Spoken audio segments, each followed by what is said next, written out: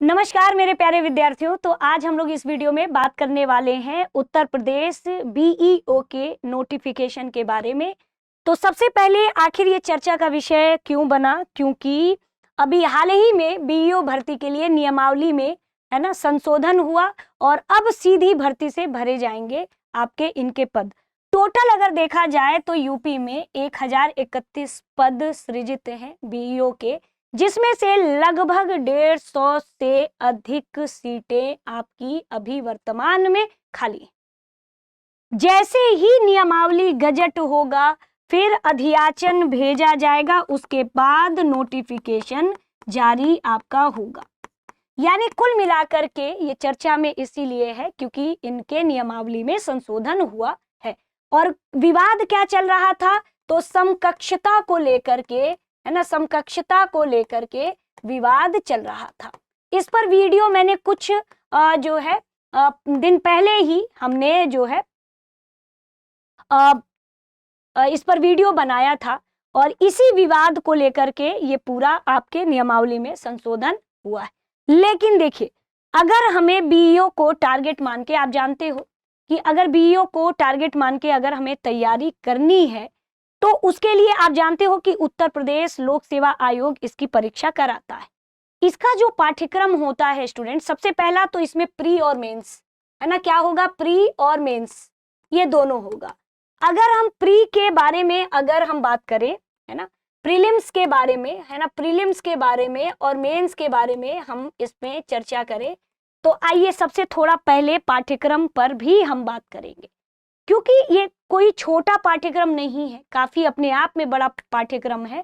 क्योंकि जब हम शुरुआत में तैयारी करते हैं तो इस पाठ्यक्रम को ही पूरा करने में 6 से 7 महीने लग जाते हैं। तो आइए थोड़ा सा पहले हम प्रीलिम्स की बात करते हैं। पूरे अगर हम देखें तो 2 घंटे का आपका पेपर होगा है ना, 2 घंटे का पेपर होगा। और इस 2 घंटे में अगर हम बात करें तो 2 घंटे में जो प्रश्न होंगे वो 120 प्रश्न आपके होंगे है ना। प्रीलिम्स में 2 घंटे का पेपर होगा, 120 आपके क्या होंगे, तो 120 प्रश्न आपके होंगे, ठीक है। और टोटल कितने नंबर का होगा, तो 300 पूर्णांक का होगा। अब देखिए, इसमें अगर हो सकता है कि आपको स्पष्ट रूप से दिखाई न दे रहा हो, लेकिन मैं सीधे बोल रही हूं, आप देखते चलना। सामान्य विज्ञान आपको पढ़ना है प्रीलिम्स के लिए, सामान्य विज्ञान है ना, जिसमें फिजिक्स, केमिस्ट्री, बायो। भारत का इतिहास आपको पढ़ना है, ठीक है। यानी कि आपका वर्ल्ड हिस्ट्री नहीं पढ़ना है, सिर्फ इंडियन हिस्ट्री पढ़ना है, भारत का इतिहास। फिर उसके साथ ही भारतीय राष्ट्रीय आंदोलन आप अपनी कॉपी में नोट डाउन भी कर सकते हैं। भारतीय राजतंत्र, अर्थव्यवस्था एवं संस्कृति है ना, और आपका भारतीय कृषि, वाणिज्य एवं व्यापार, जनसंख्या, पारिस्थितिकी एवं नगरीकरण, वो भी भारत के परिप्रेक्ष्य में, विश्व का भूगोल तथा भारत का भूगोल और प्राकृतिक संसाधन है ना। फिर अधुनातन राष्ट्रीय तथा अंतरराष्ट्रीय महत्वपूर्ण घटनाक्रम यानी कि करंट अफेयर्स, सामान्य बौद्धिक एवं तार्किक क्षमता और पूरा यूपी जीके, यूपी की शिक्षा, संस्कृति, कृषि, उद्योग, व्यापार एवं रहन सहन और सामाजिक प्रथाओं के संबंध में विशिष्ट जानकारी आपको पता होना चाहिए। प्रारंभिक गणित, हाई स्कूल स्तर तक अंक गणित, बीज गणित और रेखा गणित भी आपसे पूछा जाएगा, यानी मैथ्स भी। यानी मतलब कुल मिला के जब आप आरओ है ना, एआरओ की तैयारी करते हो, लगभग प्रीलिम्स में वैसा ही पैटर्न हमें देखने को मिलेगा, ठीक है। अब देखिए, इसमें हम लोग अब आगे देखते हैं। जब आपका प्रीलिम्स निकलेगा है ना, प्रीलिम्स निकलेगा तो निगेटिव मार्किंग तो आप जानते ही हो कि यूपी पीएससी, उत्तर प्रदेश लोक सेवा आयोग के परीक्षाओं में निगेटिव मार्किंग होती ही है, तो इसमें आपका निगेटिव मार्किंग होगी ही। अब आगे देखिए, इसमें अगर हम लोग आगे देखें तो इसमें पूरा का पूरा, अब मेंस की अगर हम देखें तो अगर आप इकट्ठे मेंस की भी तैयारी कर लेते हैं तो प्रीलिम्स तो आपका तैयार साथ ही साथ हो ही जाएगा।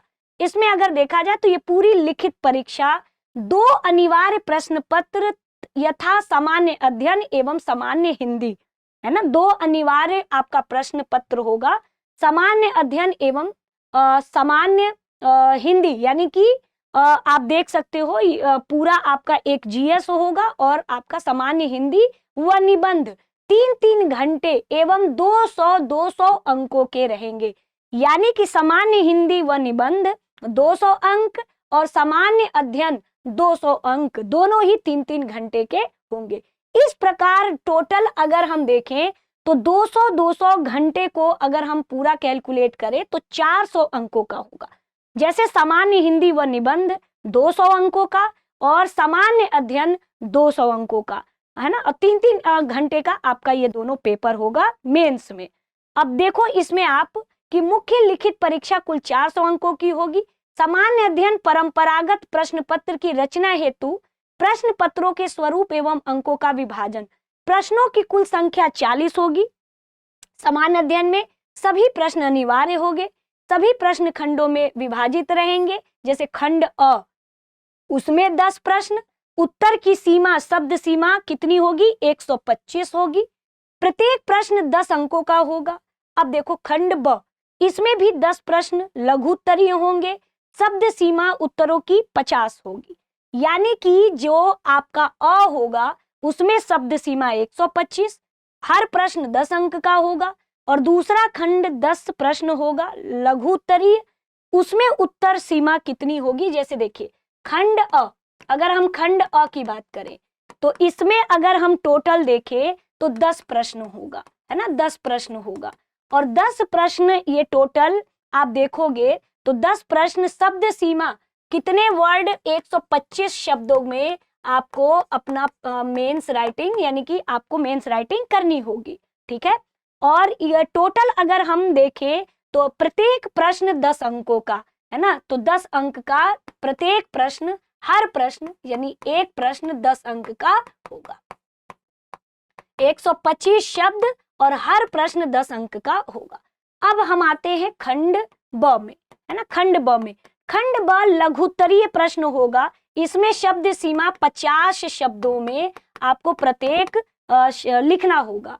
इसमें भी अगर हम देखें तो इसमें स्टूडेंट्स कितने प्रश्न होंगे, इसमें भी 10 प्रश्न होंगे और प्रत्येक कितने होंगे, एक प्रश्न 6 अंक का होगा। कितना होगा, एक प्रश्न 6 अंक का होगा, 6 अंक का होगा। अब खंड स में आप देखोगे तो खंड स में आपका अति लघु उत्तरीय प्रश्न आपका होगा, जिसमें 20 प्रश्न अति लघु आएंगे, शब्द सीमा 25 वर्ड, है ना, 25 शब्द का होगा, ये ध्यान रखिएगा। और इसमें जो क्वेश्चन की संख्या होगी 20 प्रश्न होगा, है ना। तो आप खुद देखो 20-20 40 प्रश्न आपने देख लिया, है ना, 20-20 40 प्रश्न। अब खुद देखो तो सीधे 100 अंकों का तो यही हो गया, 60 नंबर का तो ये वाला सेक्शन हो गया। और ये जो 20 प्रश्न होंगे 2-2 अंकों के होंगे। एक प्रश्न कितने अंक का होगा, 2 अंक का होगा। तो 10 ये क्या है, तो ये 40 नंबर का ये खंड हो गया। तो यानी कि ये 100 अंकों का, ये 60 160 और ये आपका कितना है, तो ये 40, यानी 160 और 40 200 अंकों का सामान्य अध्ययन का पेपर हो गया। तो ये तो पूरा है। अब आते हैं दूसरा पेपर हिंदी का। सामान्य हिंदी एवं निबंध के अंतर्गत प्रथम खंड सामान्य हिंदी 100 अंकों का तथा द्वितीय खंड निबंध है। तो हिंदी का पेपर एक तो सामान्य हिंदी, है ना, जो कि 100 अंक का होगा, और दूसरा हिंदी के पेपर में जो दूसरा खंड होगा वो निबंध का होगा, 100 अंकों का होगा, ठीक है। अब देखिए सामान्य अध्ययन का सिलेबस देखा जाए मेंस में तो भारत का इतिहास, भारतीय राष्ट्रीय आंदोलन और भारतीय संस्कृति, भारत का भूगोल, भारतीय राजनीति, भारतीय कृषि, वर्तमान राष्ट्रीय मामले और सामाजिक सुसंगति के विषय में भारत और विश्व और भारतीय अर्थव्यवस्था, अंतर्राष्ट्रीय मामले और संस्थाएं, विज्ञान प्रौद्योगिकी, संचार और अंतरिक्ष के क्षेत्र में विकास, शिक्षा के अद्यतन विकास, उत्तर प्रदेश स्पेशल से संबंधित है, ठीक है। अब आते हैं सामान्य हिंदी में, तो वही अपठित गद्यांश का संक्षेपण, उससे संबंधित प्रश्न, रेखांकित अंशों की व्याख्या एवं उपयुक्त शीर्षक, शासकीय एवं अर्धशासकीय पत्र, कार्यालय आदेश, और आपका ये क्या लिखा हुआ है, यहाँ कुछ शब्द समझ में नहीं आ रहे, और आ रहा है ये अधिसूचना, प्रेस विज्ञप्ति और परिपत्र संबंधी पत्र लेखन या आलेखन, है ना। वाक्यों का हिंदी से अंग्रेजी और अंग्रेजी से हिंदी अनुवाद करने के लिए भी आएगा। तो ये सब आपका अनेकार्थी शब्द, विलोम शब्द, पर्यायवाची, तत्सम, तद्भव, क्षेत्रीय विदेशी शब्द भंडार, वर्तनी, है ना, शब्द रचना, वाक्य रचना, अर्थ, मुहावरे, उत्तर प्रदेश की बोलियां, हिंदी भाषा के प्रयोग में होने वाली अशुद्धियां, ये सब सामान्य हिंदी का है। निबंध, निबंध में आपका लिखा है 2 उपखंड होंगे, प्रत्येक उपखंड में से एक एक निबंध, कुल मिला के 2 निबंध लिखने होंगे। यानी 2 उपखंड होंगे, एक उपखंड से एक उपखंड से एक। प्रत्येक निबंध की विस्तार सीमा 700 शब्दों में आपको निबंध लिखना होगा। पहले उपखंड में साहित्य, संस्कृति, राष्ट्रीय विकास योजना से संबंधित पहले से ही यहाँ पे टॉपिक ये दे रखे हुए हैं कि इसी विषय पर आपके निबंध आपको लिखने को मिलेगा। ठीक है, तो ये टोटल आप देखोगे स्टूडेंट, तो ये आपका पूरा का पूरा आप देख सकते हो। इसे आप ऐसे हमने कर दिया, आप देख सकते हैं। ठीक है, तो इसका आप देख सकते हो कि पूरा विस्तार से आपको पढ़ना है। तो इसके लिए तो ये जरूरी है कि अचानक से वैकेंसी आ जाएगी और आप अपनी तैयारी शुरू करने जाओगे तो ये जल्दी खत्म नहीं होगा सिलेबस। तो मेरी अगर सलाह मानो तो आप अभी से ही तैयारी करना शुरू कर दो, ये बहुत अच्छी नौकरी होती है। और आप दृष्टि लर्निंग ऐप से भी जुड़ सकते हैं। अधिक जानकारी के लिए आप दृष्टि लर्निंग ऐप से जुड़ने के लिए 87501 पर भी आप कांटेक्ट कर सकते हो। ठीक है, दृष्टि लर्निंग ऐप पर, और इस पर आप कॉल करोगे तो आपको इस कोर्स से संबंधित आपको जानकारी मिल जाएगी। तो मिलते हैं स्टूडेंट्स नेक्स्ट वीडियो में, तब तक के लिए दृष्टि टीचिंग एग्जाम यूट्यूब चैनल से जुड़ने के लिए आप सभी का धन्यवाद।